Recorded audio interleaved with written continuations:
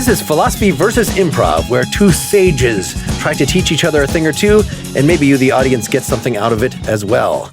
This is Mark Linsenmeyer singing the praises of philosophy today. And this is Bill Arnett dancing the song that is improvisation. Interpretive dancing, the song. Yes. Okay. And we have, this is a team play episode. Cole, introduce yourself. I'm Cole Nasrallah. I suppose I'm tending my own garden. All right. And? I'm Chris Rathjen, and I'm manning the watchtowers. Wow. I feel like we're covered all the way around. Yes. Thank you, both of you, for coming back. We only allow return guests to experience this this heightened experience. It's a little too intense, I think, if it's your first time. Yeah. To be in the soup with so many elements, so many. It's like you're in an alphabet soup, and not only are the regular letters, they're Greek letters. What are you going to do with that? What are you going to do with that? You got a theta floating next to you? Yeah. Yes, you survived the middle school dance that is your first appearance. And, you know, who likes whom? And now it's time for the freshman year now it counts dance. So uncomfortable. Yep. So the way the format works is Bill has probably thought of some sort of improv lesson, or will come up with one on the fly. I have come in, I've discussed rather with Cole, our philosophy guest, her idea that we're not going to tell you right up front. We're gonna gradually sneak it in, and then at least by the end of 15 minutes, it'll be clear enough. Okay. Did we discuss? Wow. I mean, there were ideas were floated. You had, I think, since then you were ill, so maybe the well, I mean, fever? do you think the fever? Yes, do you feel like does philosophy get helped by illness? I mean, I'll say some of the best improv feels like a fever dream, so I feel like we're all right. Yeah. Yes. I'm not sure it advances any cause I'm interested in advancing. That was a bad time for all involved. I mean, that comes up though, doesn't it? When people are like, LSD, it opens your mind. It makes you a better writer or thinker, like clearly. I do like Spock philosophy. I don't do Dr. Spock? But I'm Dr. an Spock, philosopher, not Mr. Spock. When did he Spock. become a doctor? He did. Damn it, Bill. He's not a doctor. Wow. He's a mister. If you don't believe that Spock had a PhD, I don't know what to tell you. Well, it Well, I wasn't in think logic. all of the Vulcans have PhDs, so Yeah. they don't make the distinction between doctors and regular citizens. Yeah. It is not logical to call me doctor if I just have a PhD. That could indicate to someone, it could be confusing to someone if there's a medical emergency and they'll call on me. Exactly. They're avoiding the airplane problem. That was the worst Spock I've ever heard. That was, I'm sorry. It's okay. I shouldn't accept the apology, but we'll just leave it out there. So what is the Mr. Spock philosophy? Is that I referenced him because I mostly do like logic and analytic philosophy, as and opposed abstain to from the chemicals? LSD. Well, I didn't say that. It's just not part of my academic career, my job, right? Fair enough. So yeah, I keep them bifurcated pretty well if that needs to happen. Okay. It's just in the circumstances in which Spock is, what was it? He's on some planet, and I don't know if there's a plant involved, and he gets really groovy. He gets way more groovy than he would have gotten if he was just like a normal express your emotions kind of fellow in the first place. Like, there's dangers. You're suppressing something that is going to come out. I'm blanking on the name. It's this little fluff creature that makes you horny. I believe that's what you're talking about. What Tribbles? There it is. I'm sorry. I didn't think this was a Tribble episode, but we don't have to. Okay. let's I don't not want to go down that a rabbit Tribble hole here, but tribbles do not make you horny, or unless that is your particular Predilection. area of interest. Yes. It's a shot in the dark there. I was trying to figure out what that might have been. You probably know the name yeah. the name of the episode that I'm referencing, though, Chris. Then I know the one. It does involve spores. I actually feel a little guilty. I cannot recall the name of the classic series episode. I believe it was in the 3rd season. That's when the they Trouble with Tribbles. did. Oh, the Trouble with Tribbles is the Tribble episode. Yeah, yes. that's the one I messed up and inserted. Oh, you're talking about the plant. This is Okay. called like the Trouble with Spock's balls or something like that, because they got to come out. He's got needs. Gross. That's what spores do. Yeah. Okay. Wow. Okay. How have you been, Chris? I've been good. I guess mostly what I do these days is I stop myself from going into long digressions about Star Trek episodes when I hear them referenced in passing. That's wise. That's a habit of mine now, a hobby. So. Well, I remember that one where Archer and Picard got together and they were eating out of a picnic basket. That didn't happen. No. Oh, really? You're going to respond to that one? Okay. All right. Yep. You got me. Well done. Philosophy. Point for philosophy. Yes. Well,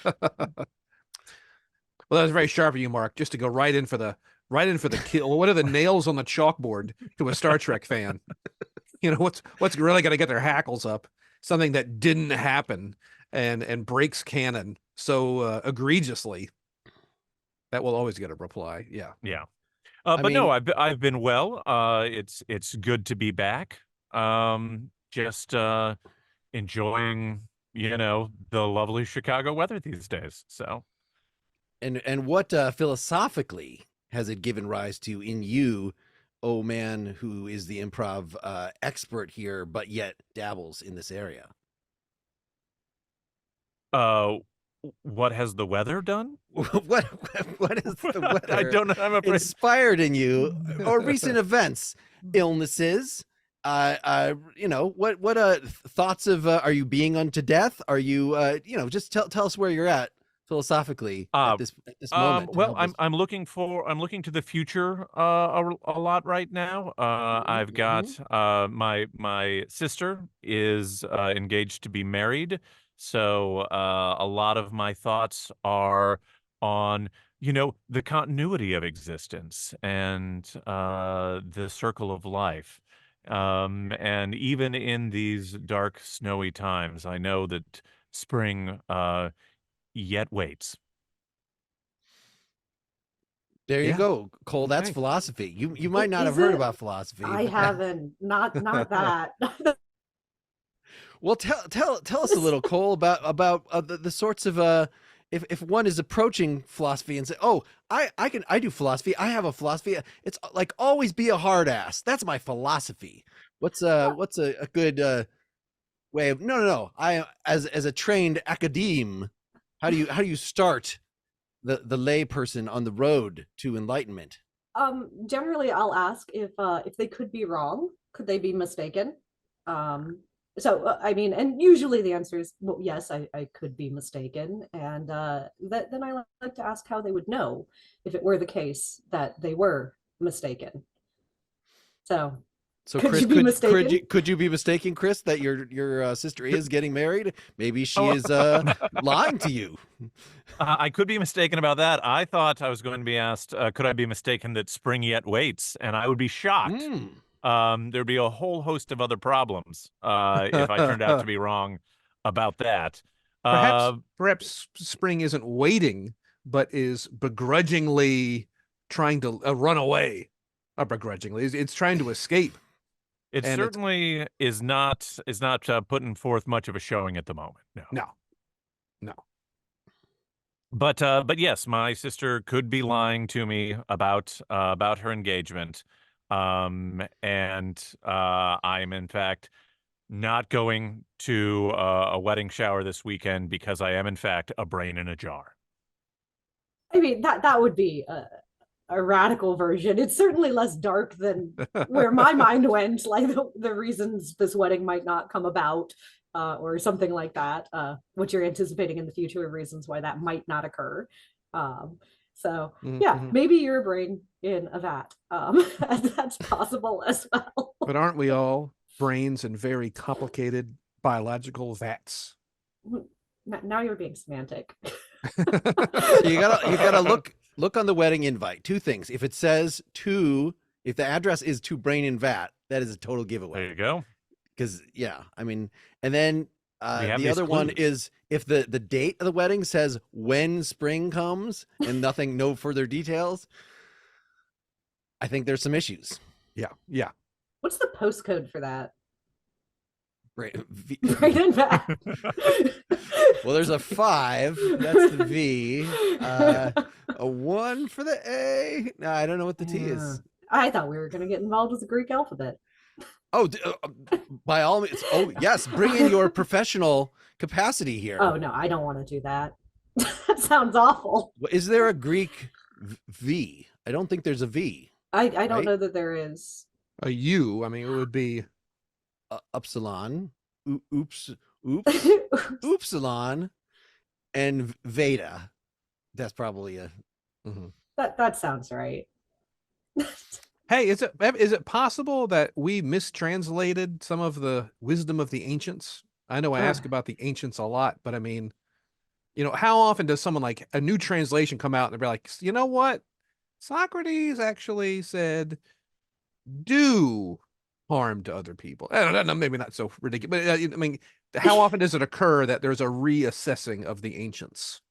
I mean, probably I don't know if I can give you the exact frequency, and I don't like the ancients very much at all. But I can tell you that there is a not unpopular theory that Socrates just didn't exist. Like, that dude's not a dude. He didn't exist. Okay.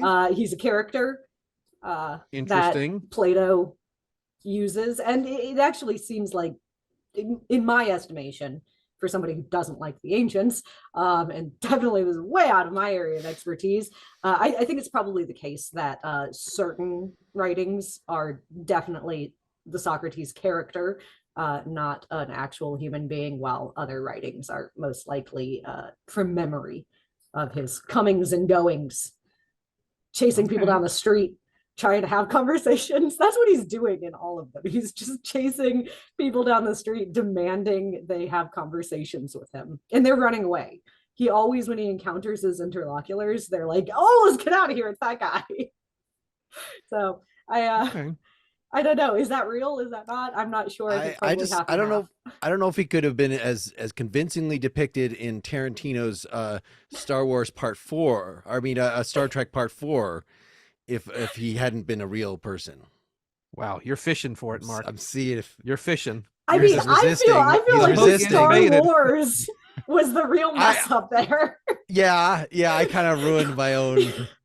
I was hoisted on some petard. I mean, not mine. Yeah.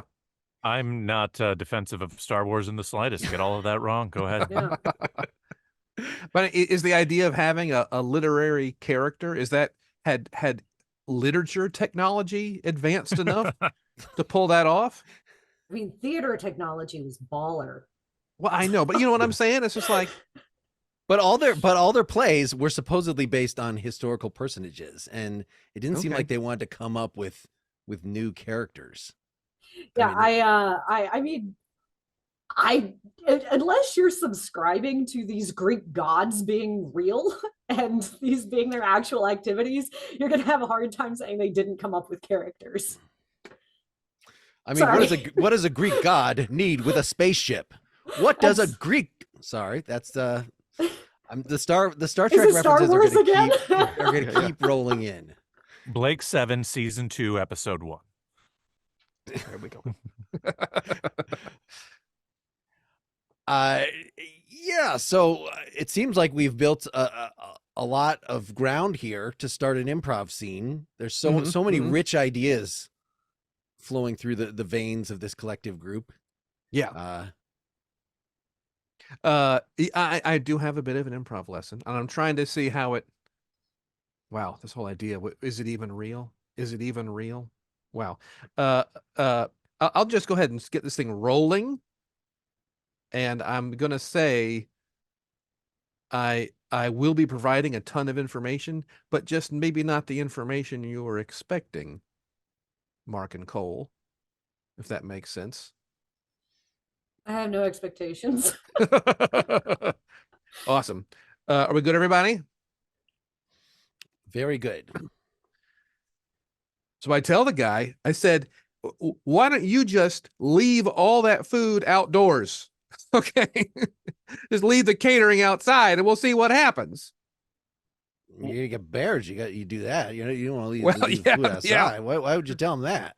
Well, I was being sarcastic. I mean, Oh. did he? What did he say? We said, oh, sorry, I'll bring it in. I'll bring it in.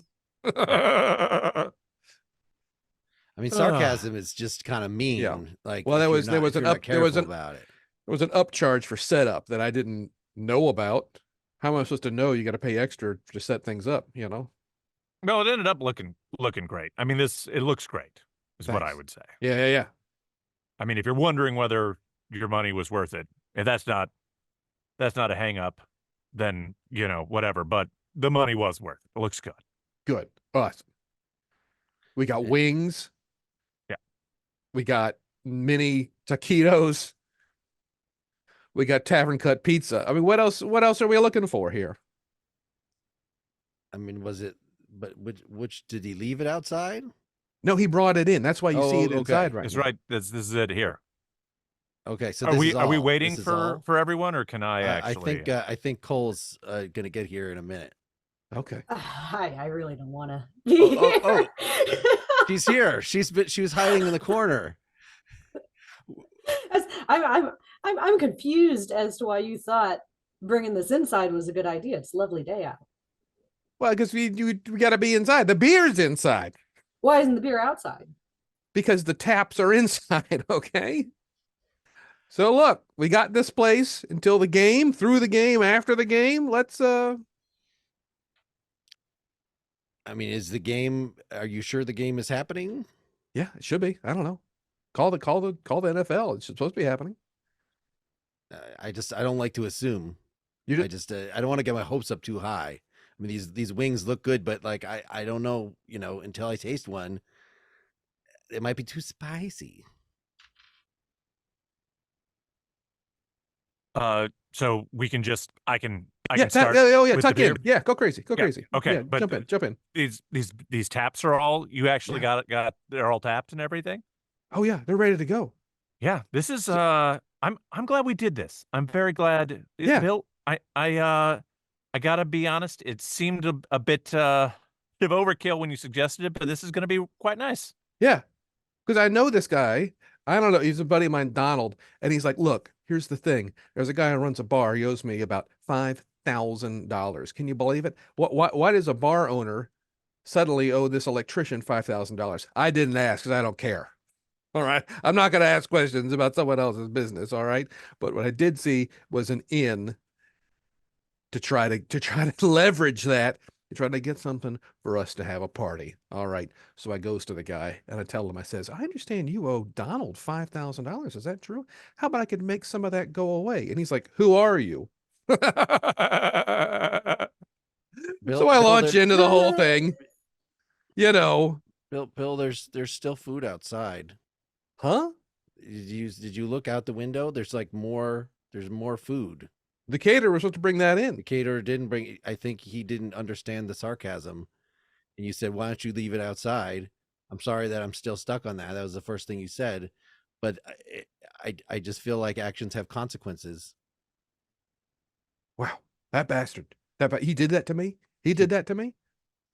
I mean, if you talk hurtfully to a service person, often they seek revenge. So I don't know. Until I taste the first wing, I don't know if he's done something to it. If he's because of your criticism. Well, I can say the taquitos are fine. Like these Boom. haven't been sabotaged. All right. Confirmation there, but I'm hung up on is the caterer also the electrician? No, the caterer is another guy who How did he get roped in? Well, the caterer knows my wife. Pardon me, my ex-wife. Let's not go there, okay? Yeah, everybody, we Well, geez, She left the food outside. Maybe. I mean, Oh, she spiked. You think she spiked it? You think she Met- knew it was me making the order and she wouldn't You put it got past her? you guys have made your peace, haven't you? She's not Nope. Nope. sabotaging your catering orders. Maybe. Still? Maybe. I just I thought you don't were know. talking metaphorically that she kind of sabotaged your catering. I mean, pretty much the whole last 2 years of your life, that sort of catering order was sabotaged pretty Well, thoroughly by her attitude. yeah. It She seems like called. you're leaping to conclusions there. I was just indicating that would be a good reason to divorce her. After all, you seem to have left the food outside. Well, she called my boss and told my boss that I was using the company printer to print out my novel. Well, were you? No, but I did write a novel. That's the tricky part. And I did leave copies of it around the office, but I paid for the printing at the print shop downstairs. But of course, the boss finds a bunch of copies of a pretty awesome sci-fi novel laying around the office, 1,000 pages, single space, and they start thinking, maybe he's running off copies here at the thing, They think Your wife? maybe there's a genius here. That seems like a reasonable conclusion to come to. Well, I'm just saying he wouldn't have thought it if my wife didn't tip her off, okay? She tipped him off to an event that didn't happen. Correct. So I mean, how's that that's- tipping off? I mean, it sounds like slander. I mean, you can send someone down the wrong road. Do we think was there more to the Maybe order? she was Like, being sarcastic. I mean, that is a problem. If I go outside, am I gonna find just more of these taquitos, or was there Yeah. more to the order? Yeah, I'll go grab them. There should be a side salad and a pasta dish, but I'll go start hauling stuff in. And I know the guy's name. That's a black mark. It's got a black mark in my book. We're gonna leave it at that. Some of the salad seems like it was strewn from the porch, kind of like an animal already got to it. I mean, we haven't been in here that long, but I wasn't gonna eat salad anyway. To be perfectly frank. Yeah, salad is sort of like your wife of the dinner. Not necessary. Is that okay to say? Totally okay. High That's five. supportive. High five. Hi. Let me haul this stuff in. Give me a sec. Did anyone actually crack open Bill's book? I tried to read the first couple pages. It was yeah, It was the most thinly veiled Doctor Who fan fiction I think I've ever seen. Like, it's just so obvious. I feel like it had its moments as like an exercise, but it's not getting published. I mean, we know that, right? This is 1,000 pages of fan fiction for Doctor Who. Very thinly veiled, like the names were changed, and I mean, it was the Mister, right? They called him the Mister. like, hey, Mister. yeah, Instead, yeah. I got that out of the first page. That's how far I got. It didn't. There aren't too many more details. At a certain point, he does refer to himself as Mister Mister. But that's clearly, a That dodge. just seems like a missed opportunity because you got the Doctor and you've got the Master. I would have at least hoped he'd go for the Bachelor. Oh, that's great. That's smart. Yeah.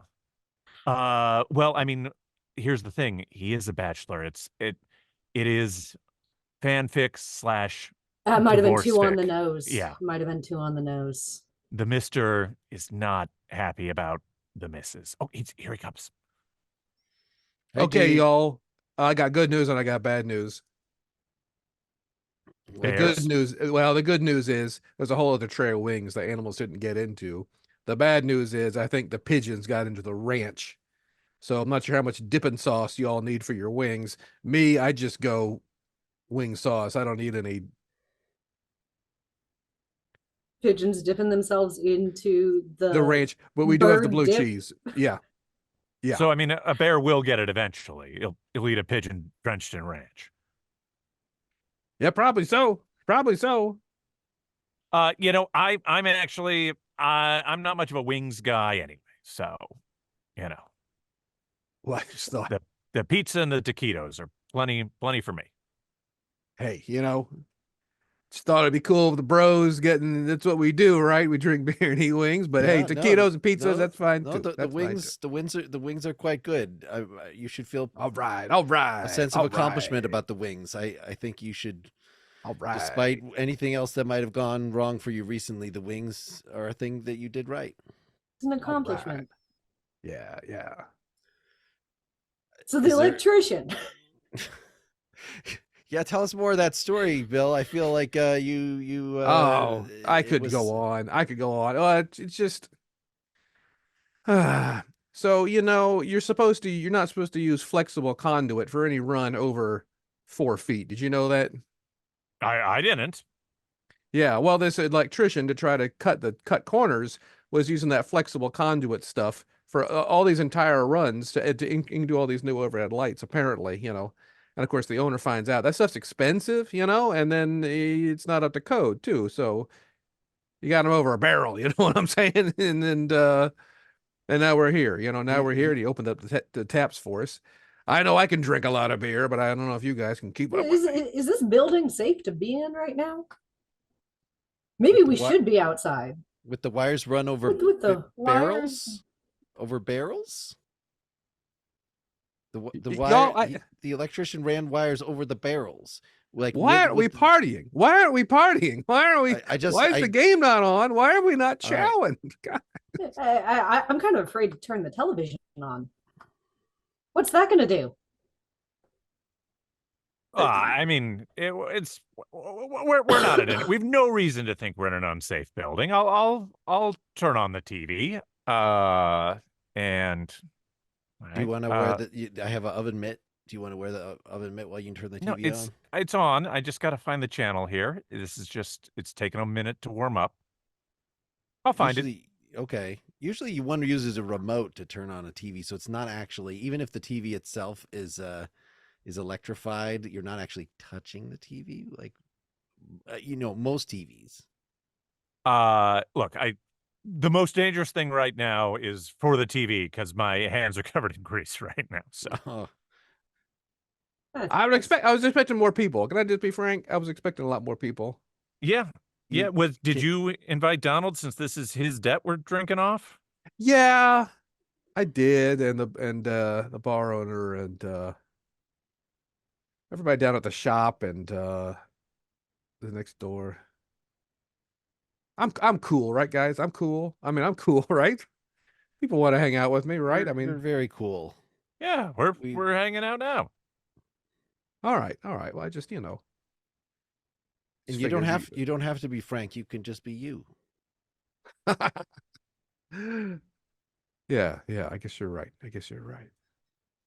Did you want to tell us more of your stories? Yeah. I know a guy who does some stuff. I don't know. Well, I know a guy. Okay, I know a guy who knows. I mean, we can't get these stories from Doreen. That's why I'm glad I ended up with you in the divorce. Like she's got no stories. What was the last time you heard her tell a story about conduits? You're not going to. Does she know a guy? I mean, she is a Pulitzer-winning journalist, so she tells stories literally all the time. But I mean, I understand they're not your stories. They're not street stories. They're not right? street stories. They're not. I mean, she actually wrote a really good thing about Somalia and okay, but not your kind of street stories. Yeah, but like you get those stories. Those stories are like edited to hell, like so many fingers were on it, you don't know whose agenda. Like you want that straight pipeline to the real truth, if it's 2 pages or 1,000. Speaking of which, I don't know if any of y'all had a chance to get eyeballs on my novel, but any feedback would be appreciated. I like the beginning. It was really good. The beginning was that's where it starts. That's where it starts. That's it's like it all comes down. It's just one page at a time. That's just how you got to take life. I like that.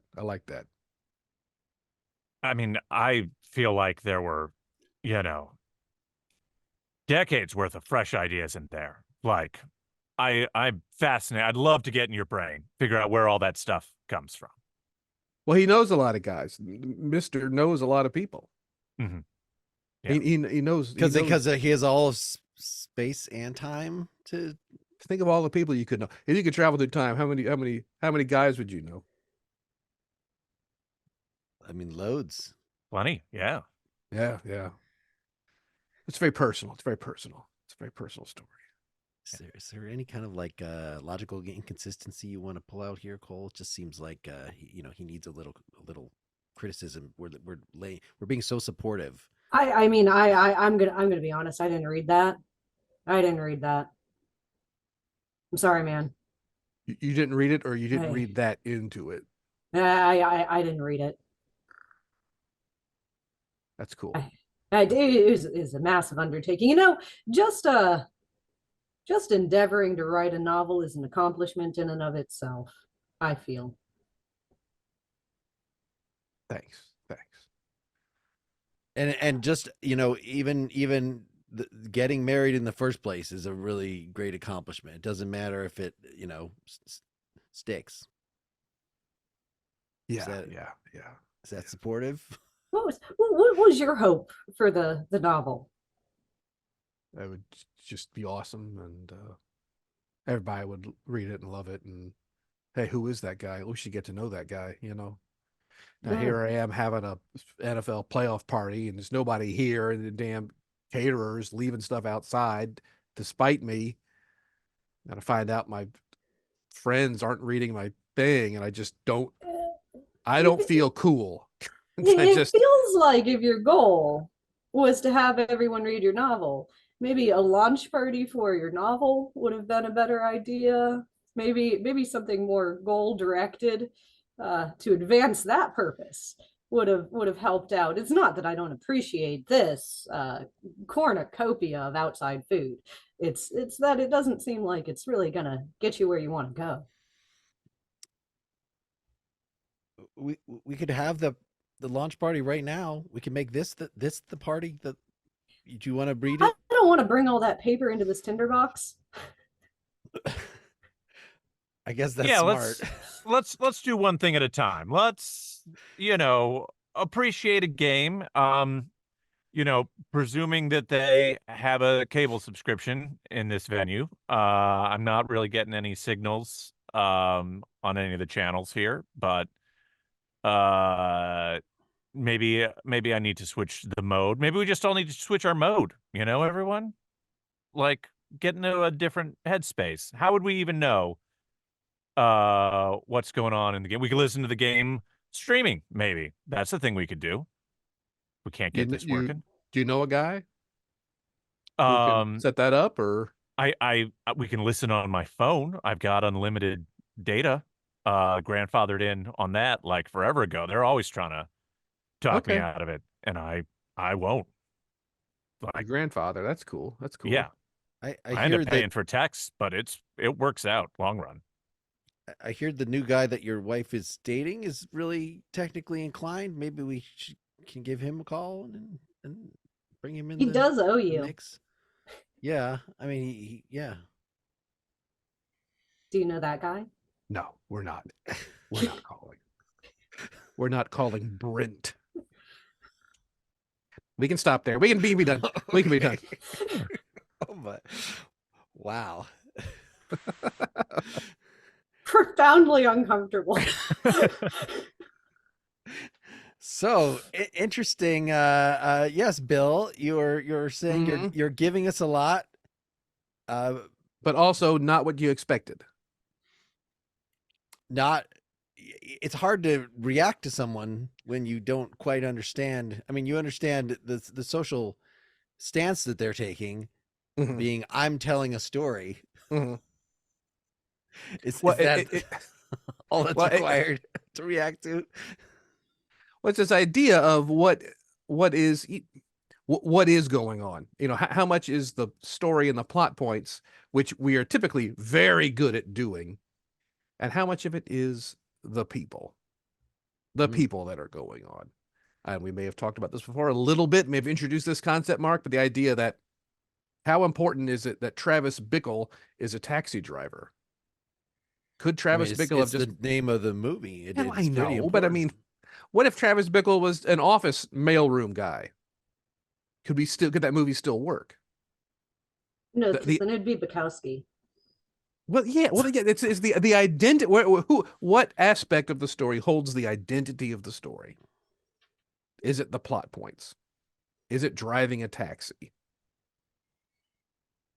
Or is it the person who Travis Bickle is? Does it have to be one of those things? Yes, those are your two options. This kind of seems like an emergent property. And there's certainly interplay, and there certainly are aspects of driving a taxi that might reflect the personality of Travis Bickle and allow that to drive. But it's just it's that. I hope that to drive was a pun. It was. It Okay. was. And brilliantly played by me as well. Intended, yes. So Or yeah. Or the dude, Jeffrey the Dude Lebowski. You know, how much is plot and how much is like, what if you swap those characters, you would have two different movies. Yeah. Yeah. I think it is important that the dude is unemployed. That probably is an important bit of characterization. Yeah. Or Spock. Like how important is it that Spock is not only logical, but cold? Or perceived to be cold? I think that's pretty clutch. Yeah, I think so too. Well, I mean, I'm trying to tease out whether this is just a preference that you're expressing for character-driven stories versus plot-driven stories. Because Well, it's the idea. Yeah, I think people see plot first. Plot is easy to see. Children see plot in Dick and Jane stories, but it's character-driven stories. This idea of, you know, tragic flaws and all those things that are people-based that are just as powerful for telling stories. If that makes sense. yeah. Okay. So I mean, I'll just say I don't know whether it was the right move. I do think it definitely, grabbed the wheel and changed where the rest of the scene went. But I am going to take credit for making you a pathetic character, Bill. Established you were failing at your goals and hung up on other things when you went to get the salad. I think that's great. And yeah, I didn't know what was. I felt we needed something like that there. Yeah. I think the guy was a loser. He thought of himself as this cool, connected, city guy, but hot shot, but he's a loser. He's a loser. I feel like we're just describing Donald Trump right now. That's like you keep becoming overwhelmed by that, where the self-image doesn't match up with the the character we're seeing unfold. Yeah. Sorry. No. It's like in our own lives, unremarkable things happen in our own lives all the time, but they still get under our skin, and we still have to tell people about it. You're not going to believe what happened. Here's this unremarkable thing that happened. Can you believe it? And it's like, it doesn't involve guns. It doesn't involve car chases. It doesn't involve aliens, but it still affects us, and Mark is looking very confused right now and very. Oh no, this is simultaneously to this you setting up this tragic figure. I was trying to channel from my discussion with Cole of some sort of starting to quibble, starting to look for logical inconsistencies, or which mostly just came up with taking any metaphors you said too literally. Sure. So that's not. But perhaps we are at the point where we can unveil, Cole, your idea that we came in here with. Do you even recall what that is? I do. I couldn't really find a way to work that in. I think because maybe it was a terrible idea that I came in with, because the way we do think critically and analyze the information we receive is in large part with background information, and contextually this is never really going to have any background information, or context to work with, or at least it's ever shifting. So that's a struggle. But really, I mostly wanted to try to promote just maybe a healthy skepticism, or what I've called like the philosopher's toolkit. Is it blockers toolkit or bluffers? The philosopher's tool. Oh, philosopher's toolkit. Oh, I I'm mean, still congested. I do apologize. Okay, no. It may have been a tech thing too. Yeah. Yeah, the philosopher's toolkit.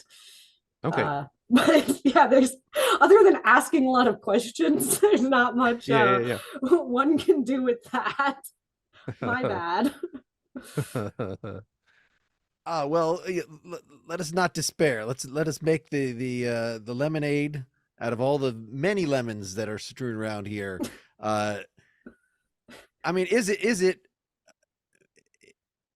one of the things I was reading recently is Gabriel Marcel, a existentialist who writes about the difference between problems and mysteries, and thinks that like all the really important stuff, well, you could sort of try to break it down and analyze, use some technical jargon, and but you if it's something that involves your personal life that you're involved in, you're probably falsifying it just through the act of analysis in the first place.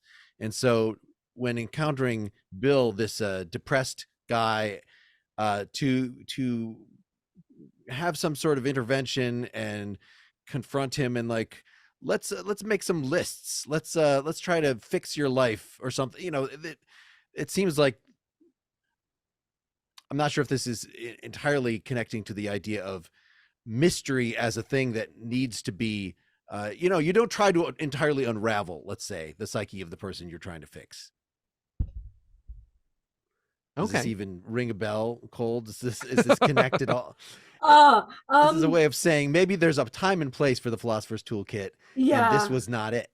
Well, I mean, the end product of taking on that kind of posture in this kind of context is somebody just saying you did a really shitty job at achieving your goals. Can I swear? I'm sorry. Yes. Yeah. So like none of what you're doing is bringing about the outcomes that you're shooting for. But that just creates like, now I'm the terrible character. You could have been. You could have been. I kind of was, but you could have been a lot worse. You could have been horrible. I'll keep that in mind.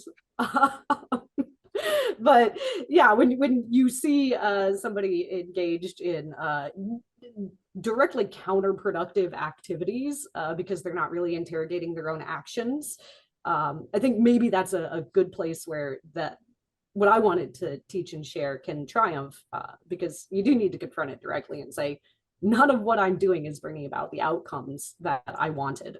So neither writing the novel, nor getting a bunch of people together, nor yelling at a guy about leaving the food outside, or, just creating the entire scenario didn't seem to be satisfying in any way, or like it, even from its inception, was going to be productive for anyone involved. So sorry. Now No, it's fine. No, Chris, you looked like you well, I was just thinking that like if someone had engaged with Bill's character, who I know I just also named Bill for convenience sake, someone had, I feel like that would not have been a cruel moment for someone to address and interrogate how he was living his life, or it would not have been a crueler moment than what happened, which was nobody took the initiative to do that, and just it all went unsaid that he was failing. And instead of interrogating the situation, the knowledge that everyone here could feel the failure and the patheticness ended up being kind of a much more oppressive feeling than if someone had just said, look, we came here because you're not doing well. Like, forget about the game. Let's talk about how to get you back on track.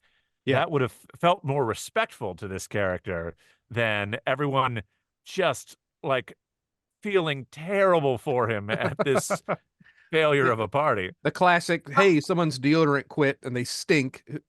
Someone should tell them. Not it. I did at the end. I said I didn't read that book, and that if you Yes. wanted to promote the book, you should probably have thrown a launch party or something, or creating a writing or reading circle, that sort of thing. So I tried there at the end, but there's a kind of patheticness that just really can't be addressed. Okay. Who knows the mystery of why the Bill character would write the book? Perhaps it is better left unquestioned. That you know, if he wanted to sell it, there you can just look on the internet. Here's how to sell it. Here's, yes, have a launch party. Have these other, take these other steps. Perhaps that's not really what he really wanted. Perhaps he just wanted to be with the book. Have any of you ever had a difficult conversation, or has someone ever pulled you aside to have a difficult conversation? Yes. Yes. Okay. Cool. Okay. Constantly. I mean, I'm probably the wrong person to do that with. I don't know. Mark, maybe this happens to you every now and then. Like, even when I'm on like an airplane, I'm just trying to be nice to the person next to me. They're like, "Oh, what do you do?" And I'm like, "I'm an academic philosopher," and everybody has their own idea of what that is. But they all want to tell you what that is, and also want to know what you think about some weirdly personal, intimate stuff that like I don't need to know about. But then also I'm just a helpful human being, so it's Okay. really Okay. yeah. The only thing I found that is useful is to ask people what their goals are, what outcomes they hoped for, and try to figure out whether or not the things they're doing are going to bring about those outcomes, or are even likely to bring about those outcomes, or if they've even identified what they're trying to do. You would be amazed how many people have not even identified, like, what is your end goal here? I'd say Right? more so than not. It's surprising, and people will pursue these things with like fervor and adamancy, and just like not see an end state or a progression or any way to advance further, like live better. I don't know. We spend a lot of time doing things that are useless and counterproductive. It's very awkward. I mean, is that humanity? I mean, are we saying, you know, that I certainly hope not. Oh my goodness. I Gotta bring your philosopher's toolkit, and then you can solve everybody's problems. okay. The thing is, you don't want to wait for people to ask you what you do for a living. You just got to tell them, hey, you know what? I'm wise. If you got any issues, I can probably solve them right now. I can If break you're them using the down wrong into their component conduits, parts. I'll let you know. That's just If you have draped the wires over the barrels, we can get that fixed right away. yeah. I address the problems that are underlying the situation maybe a little bit, but nobody wants to hear that. So I'm not anyone's favorite person, and when people find out I'm married, they're like, that guy, oh my god, that poor guy. Because the rigor doesn't really go away in my personal life. So there will be little things, dish left in a weird spot. I will want to interrogate that. Why is this here? What's happened? Who thought this was a good idea? Was this really how you wanted to wake up in the morning? Right? So maybe that's just me being an awful human being, but hopefully it's applicable and adequately philosophical. Chris and Bill, is there a similar incursion of your improv into your personal relations such that you maybe get a talking to about it occasionally? I'm not sure I have experienced anything like that in a very long time. I'll say I've done probably a pretty good job in my life of self-sorting into circles where people are not hostile to improv vibes. Uh, I met my wife at a workshop. A lot of my friends still do improv quite regularly. Most of the ones who don't did at some point. So uh so yeah, so I was trying to think when was the last time I had a hard conversation, and I was coming up with a bit of a blank. So I guess I'm leading an exemplary life. Well, perhaps looking toward the Thanks, future, bravo. this wedding that's coming up, Mm. you know, you could for instance, when you have to give the speech, there's room for mayhem. Mayhem could enter into it, and then you know, you give them something to remember. I mean, All you could right. ask her sister if what she's doing is really going to bring about the outcome she wants. Don't do that. Don't I do that. That's a won't. me move. That's don't Well, there you are do definitely that. people in I the can improv. Oh, go ahead. What you got? I was just going to say I can pick up both the top line event that she is having a ceremony, and the underlying things, the character traits, both would direct me to not challenge her choices in a fiance. Well, it seems like your actions are goal directed then. Well, I was going to say you have a lot of people in who get involved with improv through classes and things, who maybe they do want to be good. They do want to dip their toe in the water of a possible, entertainment career in the broadest sense of the word. The idea that there is, for every one person you see with an enviable job, there's 100, 1,000 people with entertainment adjacent jobs that are out there. But then they get into class and they realize maybe they're not the most charismatic person. There are a lot of people who, there's some pretty basic stagecraft stuff that maybe they just look uncomfortable on stage. They're acting, and it doesn't take much, but there's some things that are missing that are just plainly obvious from a teacher that I then have to say, just so you know, I know you were trying to be a caring father in that scene, but your icy cool demeanor made you look horrible and betrayed everything that was that you were going for. And some people have difficulty taking that. Yeah, I've got a question for you. Do you, in teaching, have a point at which you will tell a student that what they're doing isn't doesn't seem likely to produce an outcome that they're going to be satisfied with? Well, they may not like my answer. They may not accept my. But do you reach that point where you'll endeavor to have that conversation? Or is that just not a call you feel like you can make? There are. Well, again, I think maybe you're being a little simplistic here, Cole. Maybe this whole with Oh, outcomes that you want. yeah, I that's mean, me. I'm do we basic. do we even know what what a possible? Are we even aware of all the possible good outcomes? Is it possible that we get the outcome we don't want or don't think we want, but in doing so, we find a new outcome that we're even happier with? I mean, it's certainly possible. Is it likely? I don't know. I don't know. I mean, I sometimes I don't encounter this in my academic career because I teach a like 100 level course, and I really do believe everybody can come around to Sure. adopting a more critical posture, and it will improve everyone's lives. But there are times when trying to just discuss this sort of basic I'll call it, yeah, critical posture, and self-critical, where I do want to say, like, your actions are, this isn't going to end the way you want it to, and this effort would be better invested elsewhere. And I've never been able to bring myself to do that, which is maybe why I failed so much with that sketch, because it seems like it's brutal, even though it might be kinder or more honest, or more productive, realistically.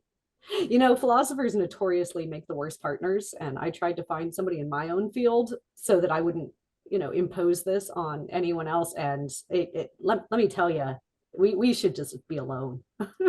We should all just be. I'm sorry.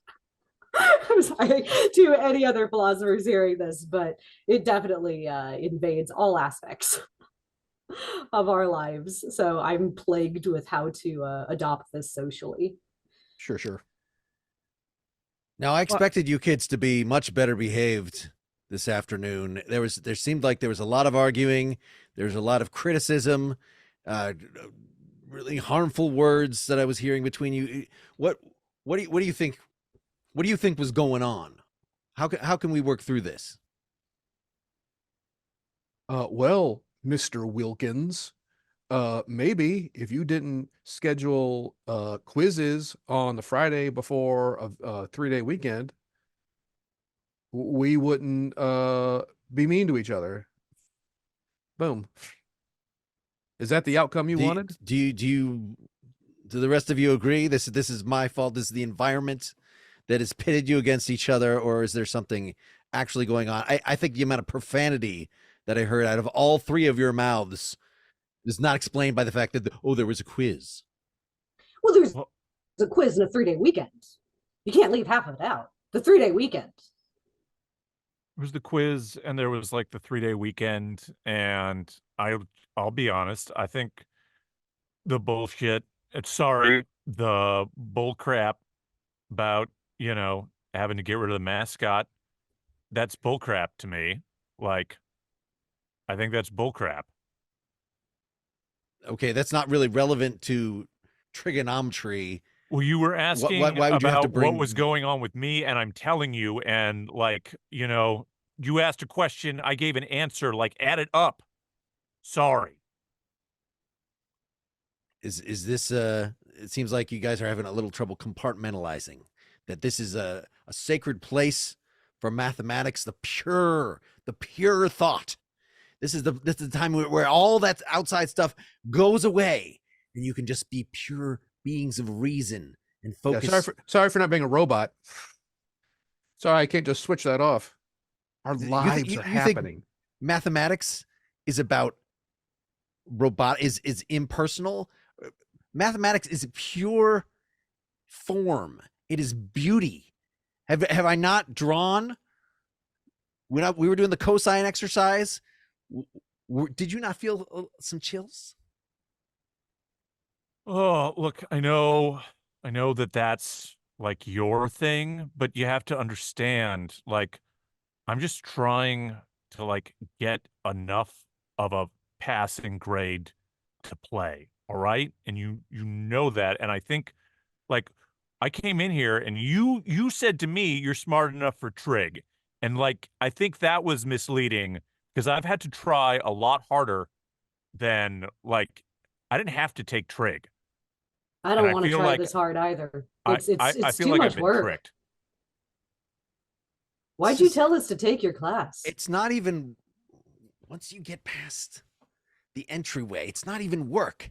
It's like it is work. It'll fill this is like my hardest class with such energy, with such joy. It's compared to what you do out on the field. I mean, I'm not gonna. You're an impressive athlete, I understand, but you gotta wake your mind up. If it's just your body out there, that's you being a robot. That's you going through the motions. Here is where your soul. No, it wasn't.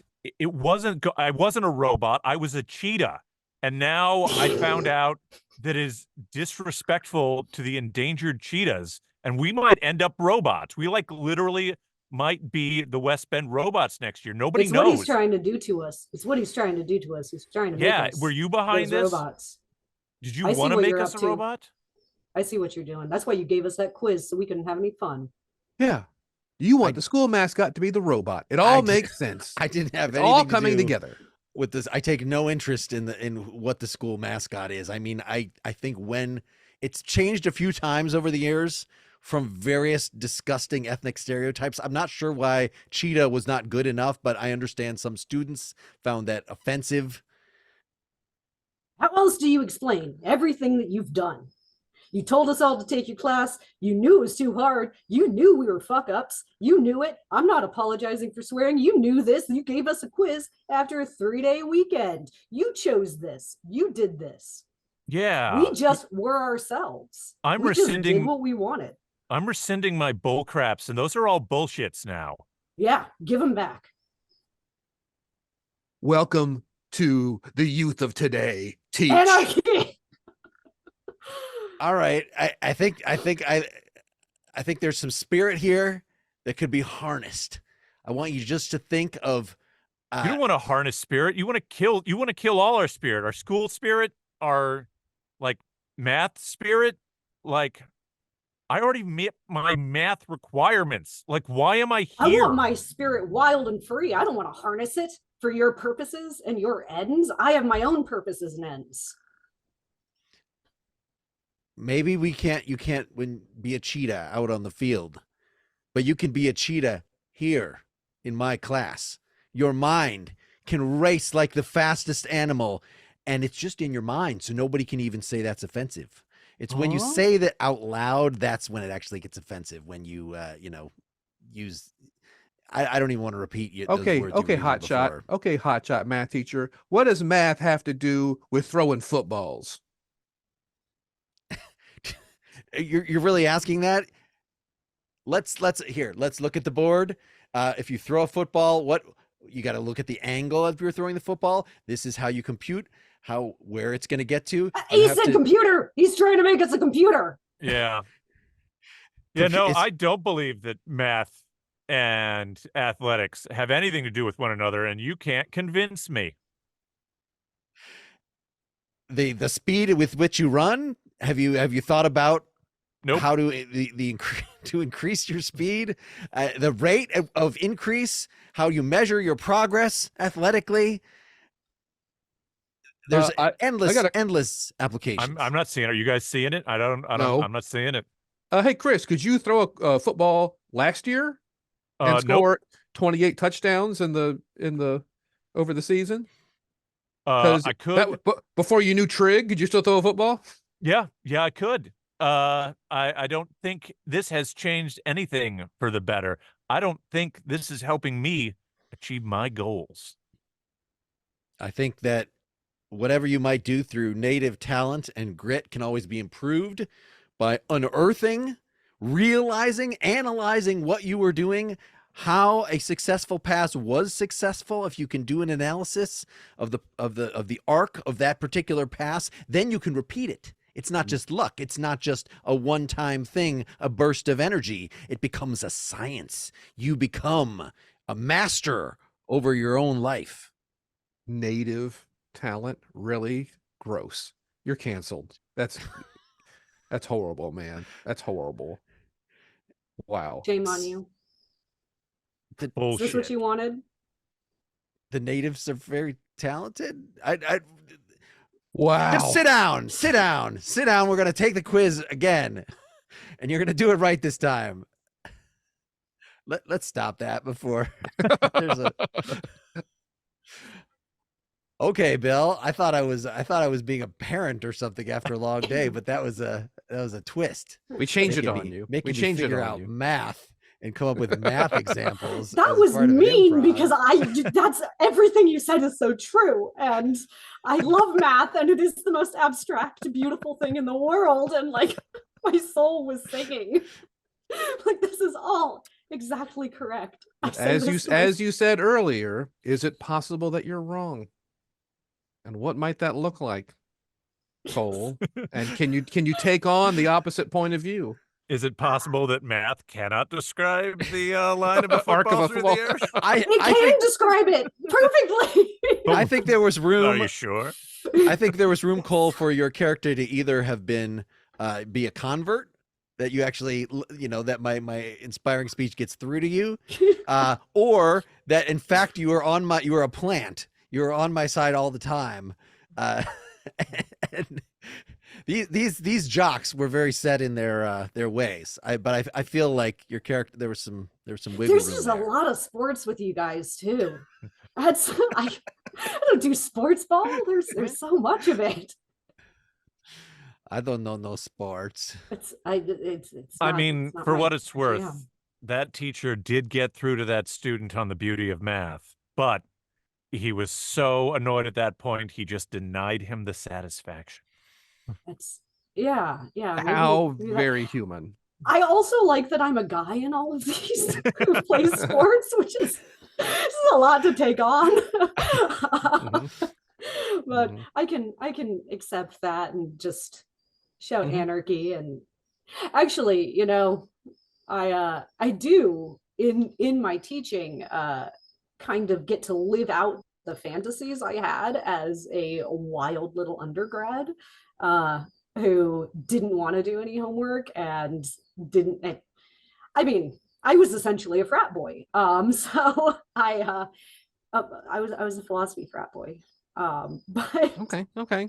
a good version of it. They But know their yeah, Greek no, letters, those Yeah. philosophers. Call back to indeed the they Greek do, alphabet. Yeah. far better than I do. But no, when a student asks me why we're doing something or what the point of it is, if I can't give them a good answer, that's a point for them. Good at them for questioning this and coming at it and challenging it. I mean, that doesn't happen very often, but I like to let that bird fly free. So I guess that was the route I took. Well, I think maybe we should wrap up this gathering of the Veda Upsilon Ouch. That's the frat that we have created just today with the four of us. Bill, do you want to tell us more explicitly? I mean, it seems like you were I was pretty explicit. okay about, but we'll recap. Well, the idea that any Your story, what element of the story holds on to the story's identity, and it's easy to see the plot, it's easy to see the premise. It can be hard to see that it actually might be the people involved in the story that define it and give it some shape. Certainly, Mark, your love of math above and beyond. It wasn't a functional teacher. It wasn't like you needed this to graduate. So just I mean, shut up and do it. There was That's certainly how it something turned at the end. Well, yeah, that was at the the end. fallback position. But certainly who you were and this whole wanting to inspire everybody drove us and drove the scene.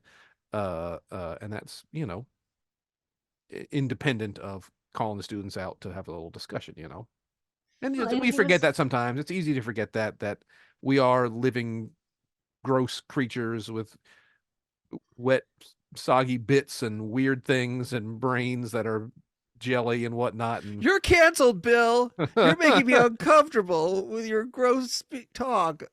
yeah. and I'm glad that character was wise enough to change strategy at the end and try something different to bring about the outcome that he wanted. Chris, as the co-improv instructor here, do you have anything to supplement what Bill was just saying? Yeah, well, I mean, I just agree with Bill's point that, we have any number of things that we're taking cues from at any given time to, make sense of the world around us, many of which would be very hard to quantify if we had to like write them down, present them as a proof. Uh, and it's often the vagaries and the emergent properties that end up being the most definitive ones. That was fantastic. That was fantastic. That was fantastic.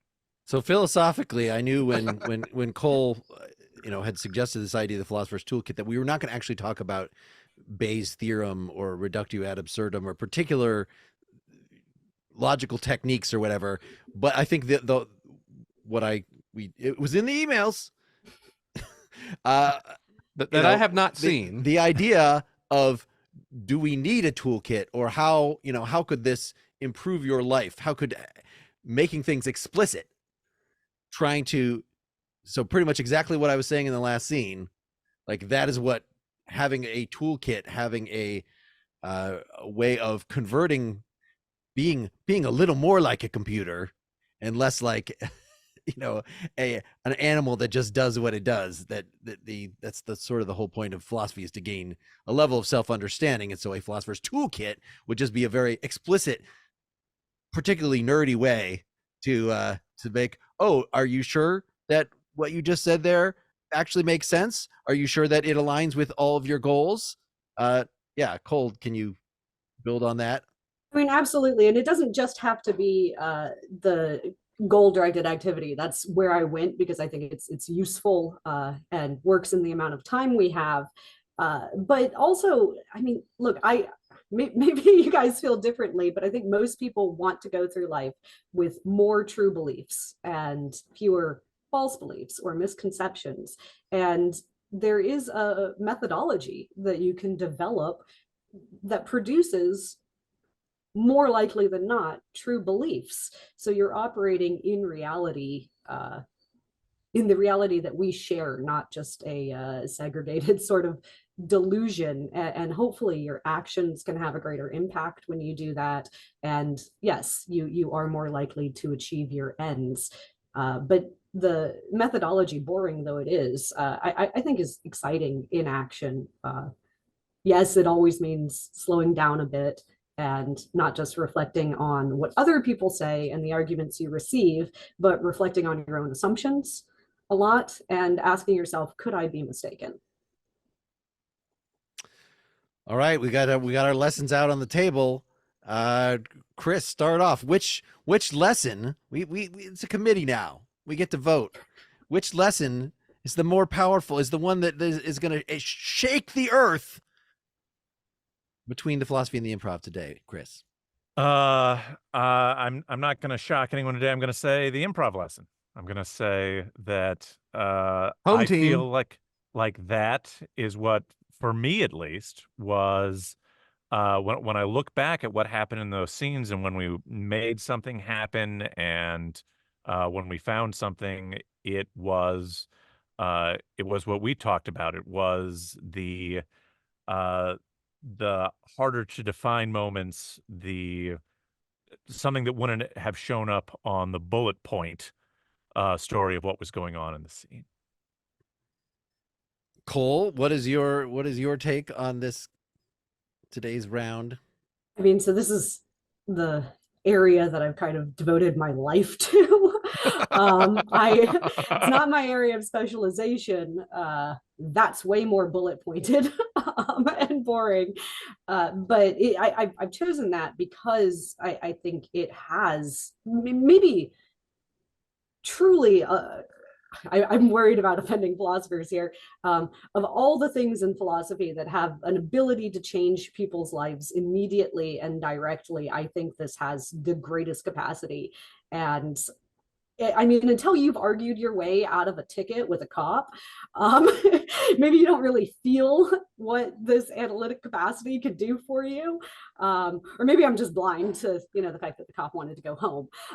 But even like that level of self-doubt and self-criticism and reflective capacity is so priceless to me. There is no way, I think,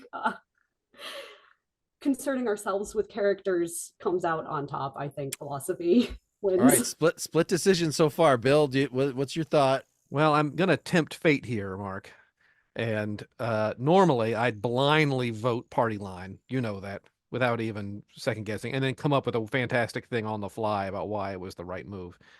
I'm gonna go with philosophy today, only because I have been doing some substitute school teaching, working with these kids, and boy, some of them, the recalcitrance, the pig-headedness. Did I say that out loud? I shouldn't. I really shouldn't.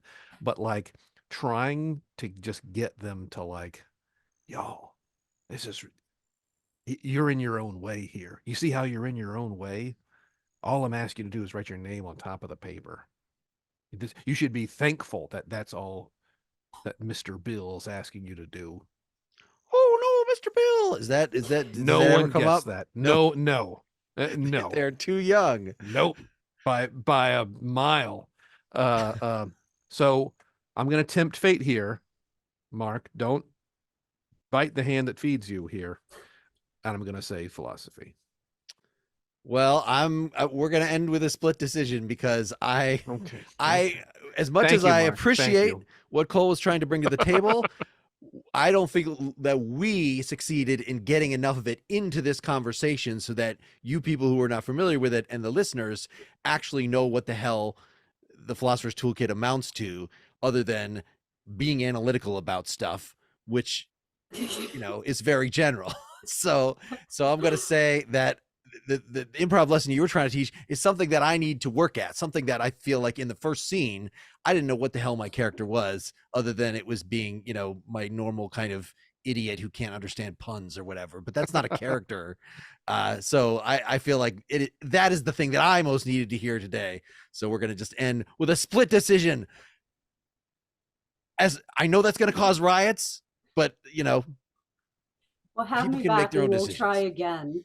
I'll be. There we I'll go. be. There we go. I'll bring some more bullet points. Well, thank you so much to both of you for Yeah, thanks, returning. y'all. Thank you. Thanks, y'all. Pleasure to Super be fun. here. Thank you for having me on. Thanks to the listeners. Thanks, everybody. Bye, everybody.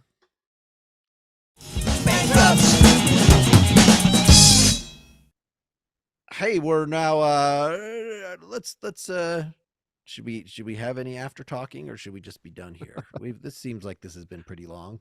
Yeah. I mean, I feel like I should apologize because I put that idea to you with the intention of narrowing it to something that we could, manage in this context. And yes, I do teach a 16-week course on it, but I feel like that was a poor showing on my part. So I do introducing apologize. a general theme that then in subsequent episodes I can chase down very particular little bits of. I think this will actually feed potentially many episodes. And if you want to send me a bullet list to pursue with various guests, oh my goodness, I individual think bullets, cognitive I would biases, yes. like tracking our own cognitive biases, are both hilarious and incredibly valuable to know about. So yeah, I would have gone for like one of those in particular, but I didn't. I'm not good at this, y'all. I'm not good at it. Fair enough. Fair enough. There is no. See, this is not a problem when you're trying to do well on the math quiz. You have a very defined set of parameters. You've made it into a problem. If it remains a mystery, what are we even doing here? What is the purpose of this podcast? We're just trying to get something out of it, but we're not going to be too specific exactly what we're, then there's no actual way to fail because we haven't actually set criteria that we could fail to meet. Your goal is to not have a goal. That is certainly involved in the endeavor. I mean, Just defining yourself into success. I like it. Chris, did this leave you vertiginous, or are there things that you feel like you wanted to say here that you didn't get to say? I did not come in here with a hard agenda. What was going to happen to me today was a mystery, and I was happy to discover everything as it happened. So I'm not left wanting more because all of this was more than I had when I came in. What a fantastic philosophy to have in life. And I hope your sister has a lovely wedding. And and I hope open bar and buffet service. Yeah, me too. Yeah. A lovely Star Trek themed wedding. Yes. Are you going to push for that? This is what I think we need to workshop if you're going to give a speech at the do the toast. Well, look, I'm actually the officiant. So maybe what I should do, like, I should not mention Star Trek at all, but I should show up and be the officiant in a full dress uniform. I think that's the right amount of Star Trek for my sister's wedding. The onesie, right? Not the sweatshirt and the pants. Oh, I'm talking about the formal one, the white. They only see that in the movies. But, yes. My sister asked me not to mention one thing, but I'm going to. When she was 4, she fell out of a tree. I'm going to kill you. Be very funny to be like, looking over your wedding photos, why is your brother in the background of, I know he's a tall guy, but he just seems to be in the back of everything. He's like, he was wearing a Star Trek uniform. Oh. I'm done. Presuming maybe they would love it. I mean, here I am presuming they'd be embarrassed by it, but maybe they'd love it. You know what? She's got a pretty good sense of humor. I'm sure she'd be fine. There we go. There we go. It is classy, formal attire. Yeah. Yes. Yeah, you can't argue with that. All right. I think I need to roll. I got dinner to make for Yes. these kids. Yeah, get out of here. Get out of here. It's nice seeing y'all. Thanks all. Likewise. Good stuff, y'all. Nice to meet So you, long. Cole. Good Very to see you fun, again, very Mark. fun. Nice to chat with you all. Take her easy. Bye-bye. I should sell my soul. Bankrupt. Bankrupt. Bankrupt.